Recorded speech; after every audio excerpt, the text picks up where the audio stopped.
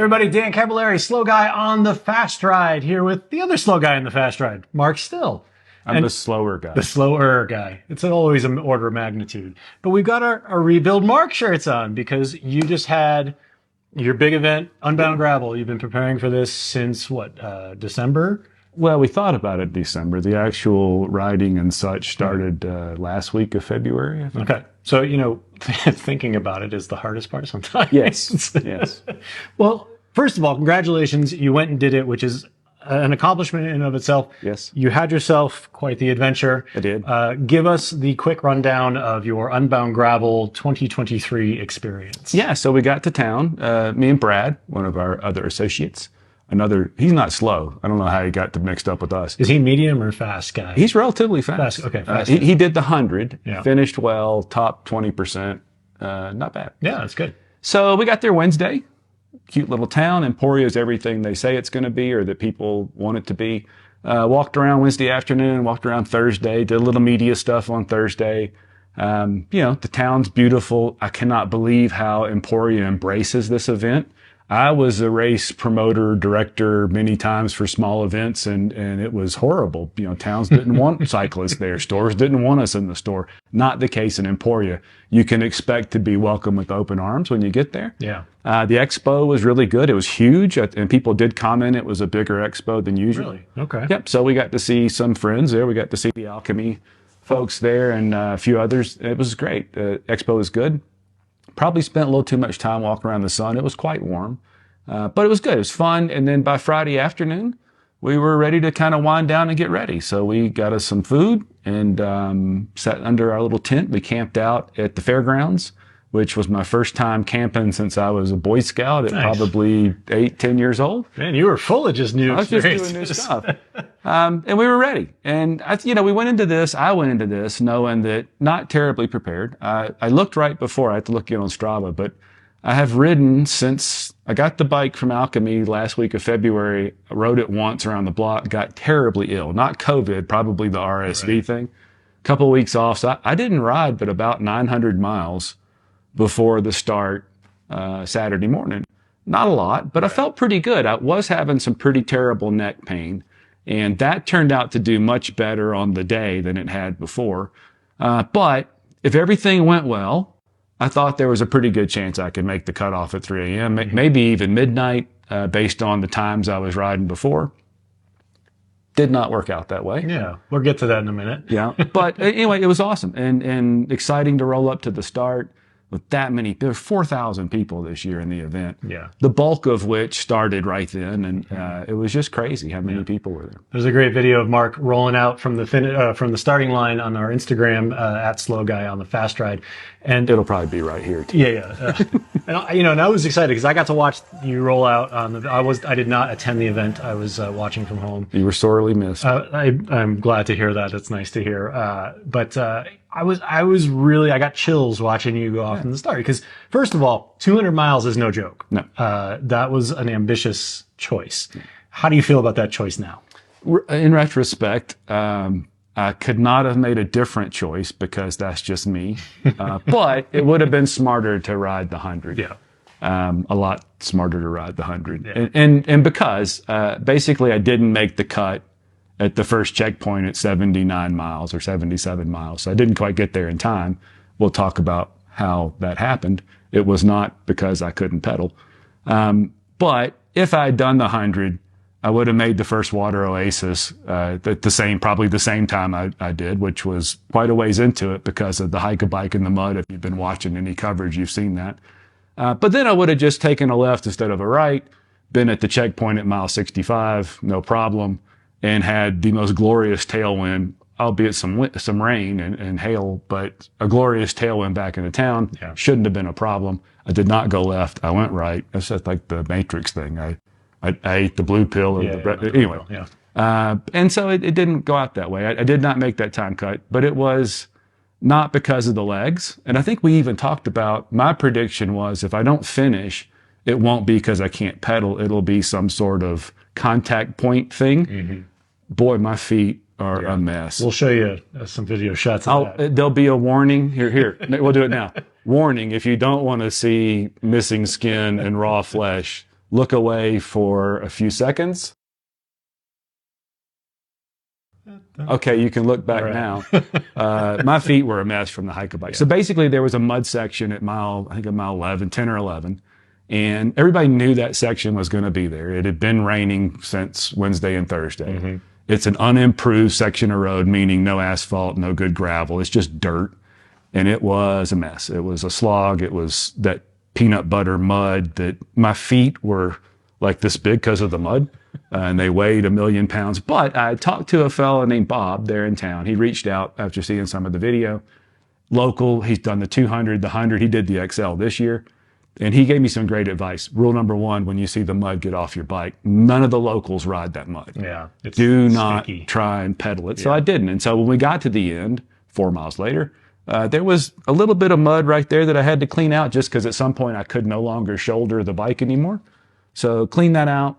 And I was good to go. Nothing in the derailleur. There were dozens and dozens of exploded derailleurs all over the place. It was a mess. And seized up wheels. I mean, I saw videos of people with mud caked right here. Yeah, and they couldn't get it out. And they, here. With wooden sticks, they couldn't. The sticks were breaking. Now, my wife is brilliant, and so I had a plastic like spackling knife and this little plastic tool with a scoopy end on it and a brush on the other end. Nice. So what little mud I had made quick work of with those tools that she encouraged me to bring. Yeah. Now this mud was no joke, and if you saw any of the clips, I mean, probably the defining clip or photo that I've seen of this mud section was Will Matthews, photographer. He rides his motorcycle out on the course to get great photos. He got bogged down hub deep in this mud and just left his motorcycle there. And that's legitimately, I walked past him at that point. So it was hub deep. The bike was just standing there. By itself. He was just going, he didn't know what to do. Yeah. I don't know what they would have ever done. There's no way he got out of that on his own. I'm sure he had to go get it pulled out. Yeah. He was not happy. So now that was early in the race, and I actually saw a few pros comment on this, that it was probably a pretty unnecessary section to keep in, especially given the fact that they knew it was going to be like this. How long did it take you to get through that 4-mile stretch? I need to look. Probably an hour and 10 or 15 minutes. So without that section, assuming you were in fairly good shape at that point, only 11 so miles in, you probably would have made the time cut. I think so, because I was only about an hour and 20 minutes off the time cut overall. Mm-hmm. And that wasn't the only issue. The issue was, I don't know, I wasn't expecting to do that hike.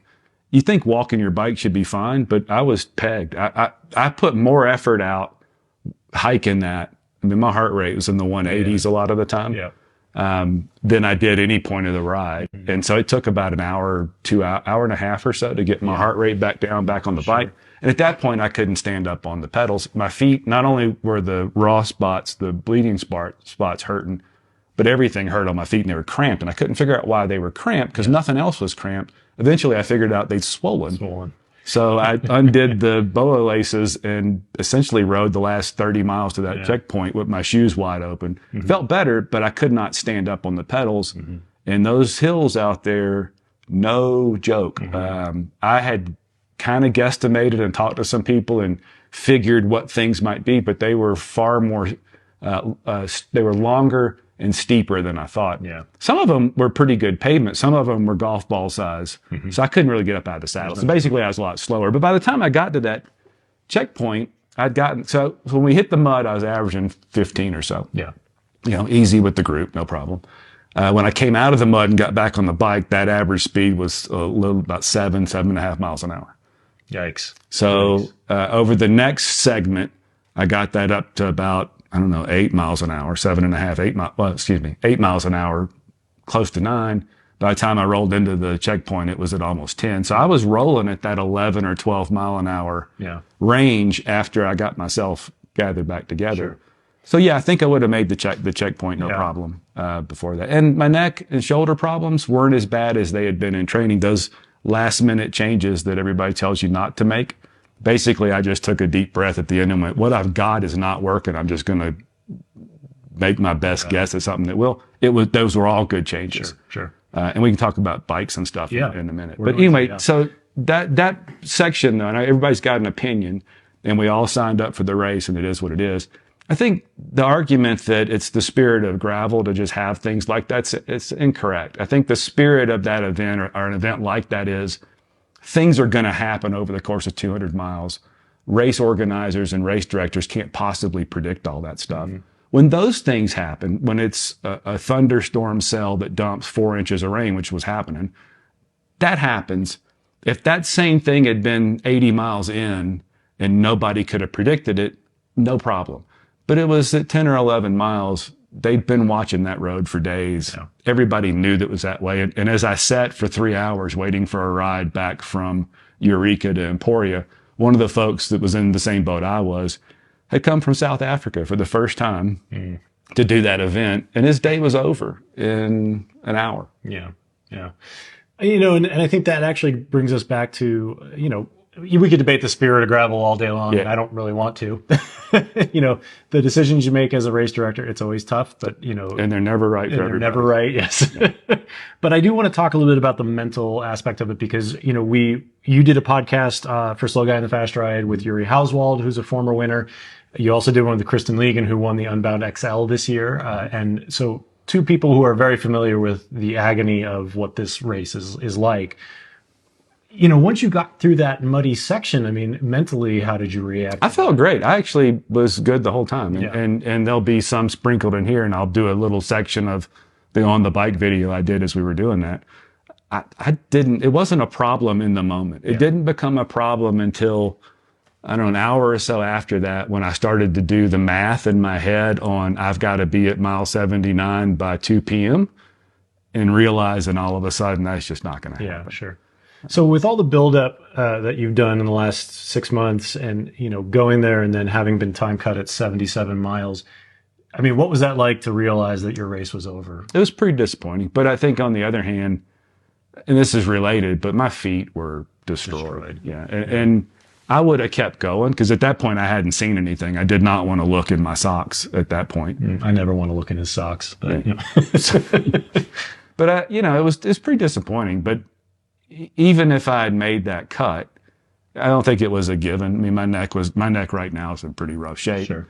But we were only about, I don't remember how many exact, maybe 50 miles from turning north, not even that far, from turning north into having the tailwind. Yeah. I think absent that mud pit, I think I'd have done it. I think it would have worked out. I mean, I'd have been 2:00 in the morning getting in. That's a little disappointing to know that was the plan. It was going to be touch and go anyway. Yeah. And it's this external thing, wholly unavoidable. And that road versus the road we could have taken, which was the route from last year, neither were particularly remarkable roads. Right. It wasn't like we gained a lot by seeing this section. That's a little tough to take. And again, I've been a race director. Yeah. It's a no-win situation. You can't win on that. I just think that they had an option that they could have actually won. And I really doubt anybody would have complained, I wish we'd have done that mud walk, because there were others. Yeah. And we knew there were others. But again, they were others at 100 miles. Right. Who knows what's going to happen by then? It was really hot that day. That stuff could have dried out. Yeah. That's a little disappointing. But overall, to finally know what it means when they say unbound chunky gravel, that stuff's chunky. Yeah. It's chunky.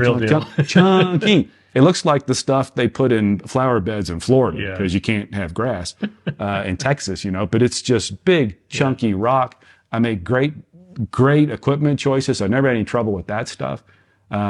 Just some of the scenery, you don't think Kansas is like that. Yeah, it's beautiful. It's just amazing. And the town just really comes out for that. Mm-hmm. I almost didn't want to say it, but even as we're standing in the rain at the end, see you next year. Yeah. It's addictive, isn't it?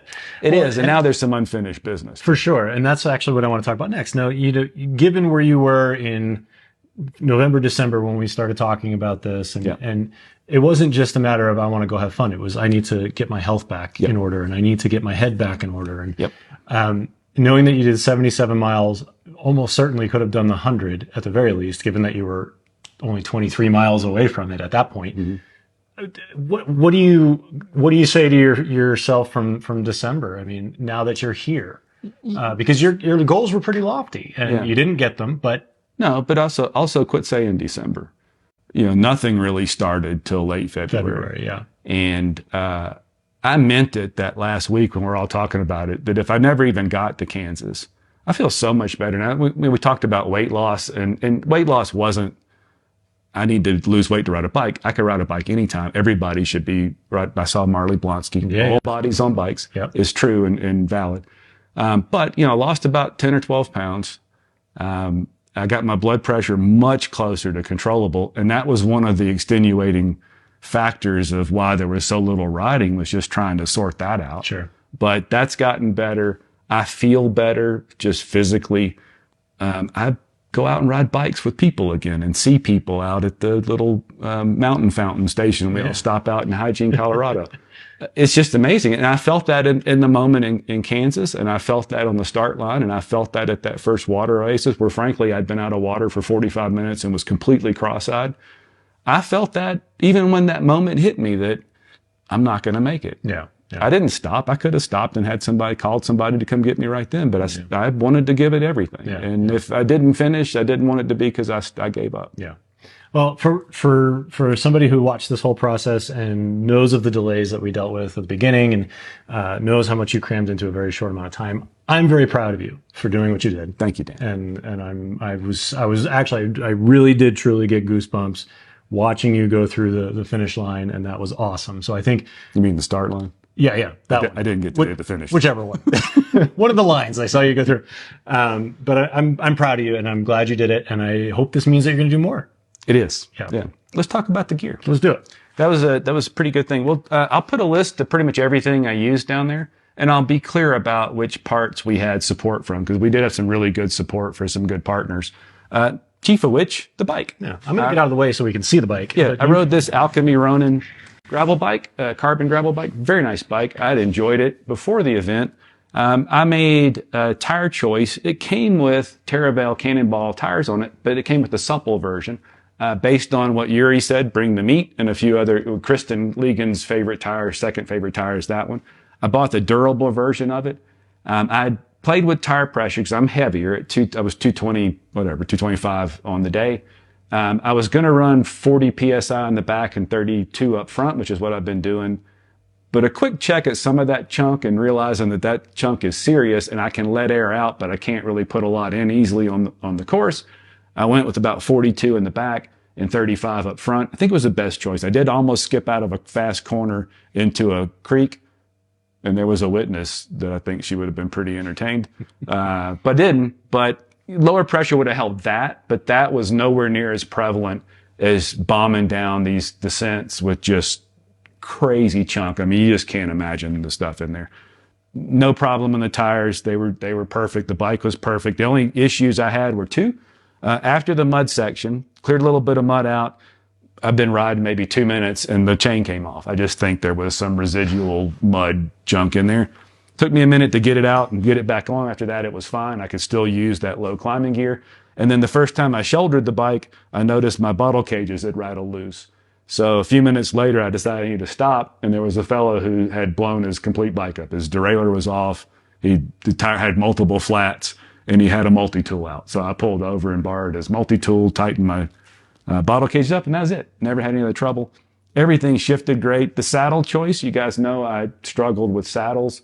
I bought 2 of these Physique Terra Argo saddles, played with the position. This is the 150 millimeter. I had the 160 millimeter. This is the 150. It was brilliant all day. I had no saddle issues. The Revelate bag was awesome. I took a little Ziploc snack bag and stacked a bunch of mini honey stinger waffles in it and just set it in there open so I could just flip it open, grab a waffle, and flipped it back over. In the wind, sometimes it would just close itself. That was really good. I kept the little tiny camera in there too, which, by the way, pulling a tiny camera out of a Ziploc bag in the rain and trying to use it, not safe in chunky gravel. So I don't have a lot of the on-bike footage there, but I did have a GoPro, so they'll be sprinkled in a lot of that footage. The clothing was excellent. So Endura sent some of their gravel clothing. This is the GV500 Reaver, I guess they call it. This stuff it was great in training. I rode in a little bit of heat here, but the heat here, that was like back home heat. That was high humidity, quite warm. They did great. And I wanted everybody to be able to see the little bit of Kansas on it. A little bit of mud. A little bit of mud there. We think it's mud. It might be cow poop.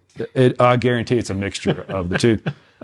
Anyway, it worked out great. It was hot enough that I didn't mean to ride with it unzipped to show my hairy physique. Yeah. But I got the zipper down to about right there, and then the gut did the rest. And all of a sudden I was wide open, and I went, well, that feels a lot better than I care if anybody cares what they see. So I just kept riding that way. But it did great. It was, flawless. I never tugged on anything or pulled, and it's still wet. I didn't realize it was still wet. I don't want. No, I'm good. Thank So you. that was great. Same with the bibs. These are the bibs from the same line. You had told me, because I kept saying I didn't smell those.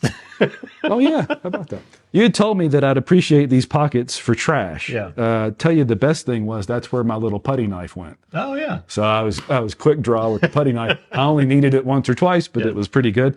Bibs are awesome. Not a single little seam issue. Mm-hmm. And we'll put links to all this in the description. Yeah, there'll be links to all the bibs and stuff. Stop by the Endura booth, said hello to those folks. Good. Nice people there. So if you're into gravel bibs, personally, I still don't think I really care about the pockets. Really? So I'm a fan. I like the pockets. Good, and that's great. And there's a lot of pockets.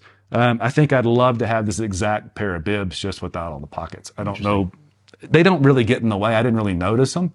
But, less material's got to be better than more, I think, at some point for heat management. Sure. Although I wasn't hot, they were super comfortable. So it's been a long time since I really got into high-end bibs and rode them, but that's as good as anything I've ever ridden or better. So well, there you go. I like them. Good. What did you do with, there you go. What did you do with hydration? So I went back and forth on this. Did I need the extra, 20 ounces at the next size up? You had provided, I guess Camelback sent you 3 of these. Mm-hmm. I played with all 3 of them. The top 2 sizes, and I'll put the names. This is the Chase. I'll put the names of the other ones, but they had the same bladder size. Mm-hmm. And that third one was just a lot of bulk, so I pretty much immediately ruled it out. I'd ridden in training with both the middle size one and this one, and given my expectation of how long it would take me to get from place to place, it was enough water. This is a 50-ounce bladder, 2 24-ounce bottles. Should have been plenty. It wasn't, but it was only because it wasn't taking me 3.5 hours to get between those. It was taking 5, and it was really hot. It was far hotter than I thought it'd be. Kansas gets that way. And sip, sip, nibble, nibble was on my mind, and so I did do a really good job of staying hydrated. Yeah. But I went with the small one. It was awesome. I'll tell you something funny. I did not realize this entire pocket was here. Until I was at the water races trying to figure out what to do with these gloves I bought at a bike shop in Emporia because I didn't have any gloves. I don't ever wear gloves, but I thought I might need gloves. Probably smart. And then finally I went, oh, look, there's an entire other thing. So it turns out the one reason I was considering the bigger pack was a little extra storage. There's actually more storage in this guy than there is that bigger. Okay. So I would make the same decision again. That extra 20 ounces would have been nice because I did go a couple times without water. Mm-hmm. But anyway, this was excellent. Never really noticed it back there all that much. You can absolutely drain. There is maybe an ounce of water in the bottom of this thing when you're done drinking out of it. That's pretty impressive to me. I kept Tylenol and Advil and Duralite capsules, electrolyte capsules in this little pocket, so it's easily accessible. I kept some extra Scratch Lab single servings in there. So it was just 100% good all around. Man, it's almost like that Yuri Oswald fellow knew what he was doing. He does it. Boy, what a nice guy. And he saw me across a room and we got to chat and he signed a poster for me. Nice. And it was really good. Yeah. Yeah, Yuri helped design this bag, and it was based on a lot of his experience basically doing all these big events and like Unbound. Yeah. So, I mean, that is purpose-driven gear for Unbound. Yeah, and that medium-sized Camelback is a good pack, but this is just very specific for what you're doing. You don't need 3 gallons of water on your back. You don't want to carry more than you have to, but you need a few places to stash things that you can reach and get your hands back on the handlebar, and that's just outstanding. Yeah.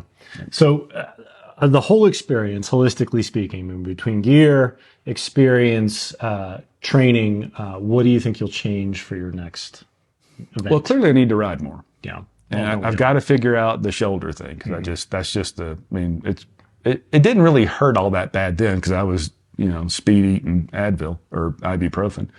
But that could have stopped me later in the day. So that's important. Gear wise, I don't know. I did start to think that a bike with suspension might be pretty sweet. But I'm telling you, man, I rolled right through that chunky stuff and I felt like I was going through it as gently and, doing my best Belgian cobble rider imitation. Mm-hmm.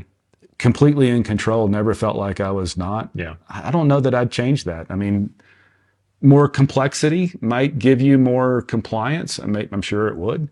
I just don't know that in what should be the most extreme condition, I didn't feel like I was lacking anything on the bike. I might love to try the Lycos or an adventure angled bike, because maybe a 40, I went with 42 millimeter tires, maybe a 45 or a 47 would be nice. But and with something like the Lycos, it has the drop seat stays. It's a little bit more oriented for getting you some of that extra comfort, which may have been a factor in later on. It certainly could have been. Absolutely. But so much of the impacts in gravel go straight to your neck and shoulders. Yeah, and on the day, I was certainly wishing I had lower gears because I just couldn't get up out of the saddle. So I'm at a 40, 44. It was fine for most things, but there were quite a few times where, given my state at the moment and carrying an extra 40, 50 pounds, I was doing 3 or 4 miles an hour for a long time up some climbs. And the only time I had to walk a climb was the climb they call the Biatch. And I got to it. They had a big sign for it. And I thought, boy, this is tough. Yeah. And I rode past the guy that was walking, and we chatted for a second, and I kept going. I was like, I'm going to try it. Maybe this is all it is. Then you turn a corner and it just goes to about 12 or 13%, and it's golf ball gravel, and I had to get off then. But I wouldn't, who knows? Could I have made it? I don't know. But at that point, I couldn't spare the heart rate beats or the effort. So I would like better gearing, but we'll see. The next time I do something like that, if I'm 40 pounds lighter, don't think I need that. If I've been riding a lot, I definitely won't need it. So, there was maybe an hour in the whole event that I wished I'd had that gear. And if I'm in better shape, I don't think I need that gear. What event you got your eyes on next? Well, I think the next big one that's close to here is Steamboat. So we'll reset. We'll check my state in a couple of days and see what I think, if I just give up on the whole thing. But I don't think I will. I think I quite enjoy that style of riding. Yeah, I think you did well. I think for your first one, that was a great first showing. It's hard not to be disappointed that we couldn't finish, but there were other circumstances. We knew it was going to be close anyway. Yeah, and I didn't stop until they made me. Yeah, that's something to be very, very proud of. Just very quickly, a couple shout outs. Thank you to Alchemy for providing the bicycle. Yep. Thank you to Feedback for all the support you've given us so far this year. And a special thank you to Endura, of course, for clothing, but also Gore for sending at the very last minute my favorite jacket, which I don't know if you ended up wearing it. I did not. The Shake Dry 1985. Now, had I gotten to that checkpoint, I would have spent at least 100 miles in that jacket because of the rain. So. Rain. But thank you for sending that last minute. And Elite for providing the trainer that I rode a very small amount, but 100 times more than anybody that knows me thinks I would have ridden it. And last minute, Limar. We went in the Limar booth. They'll have some sunglasses coming out. You can't get them right now. They're not embargoed or hidden or anything. It's just a customs issue. I don't remember the name of these glasses. They're probably written on the arm somewhere. Horus? Hours? Horus? Horus. You shouldn't change things hours before an event, but those 100% Peter Sagan glasses you let me use, they're really nice until they get something on them and they're tough to clean. So I tried these photochromatic things. They were awesome in the dark. I could see perfectly. In the brightest part of the day, I was not squinting behind them. I thought they were fabulous. So if you get a chance, try those Limars. I don't know what they cost. I'll find out and put them in the notes below, but give those a shot too. Yeah. High five. I'm proud of you. I'm stoked for your next ride. Me too. And we got super cool Rebuild Mark We got shirts. some t-shirts. Anytime you can make a new t-shirt, why don't you make a new t-shirt? Exactly. Be sure to follow us on Slow Guy on the Fast Ride on Instagram, at Slow Guy Fast Ride on Twitter. Mark is at Uphill Still on Instagram, also worth a follow. And Strava... Uphill Still. Uphill Still. So give us a follow, and we would love to hear from you guys. What did you think of the Rebuild Mark project? What should we do next? What questions do you have if you are trying to rebuild yourself? We will do our best to get answers from not just from us, but from some of the the biggest minds in all of cycling who are most prepared to win these races and help others complete them. But then filtered through the correct lens of just a normal person trying to have some fun on a bike. Us. That's us. Slow Guys. That's us. Slow Guys on the Fast Ride. Thanks for watching. We'll catch you on the next episode of Rebuild Mark.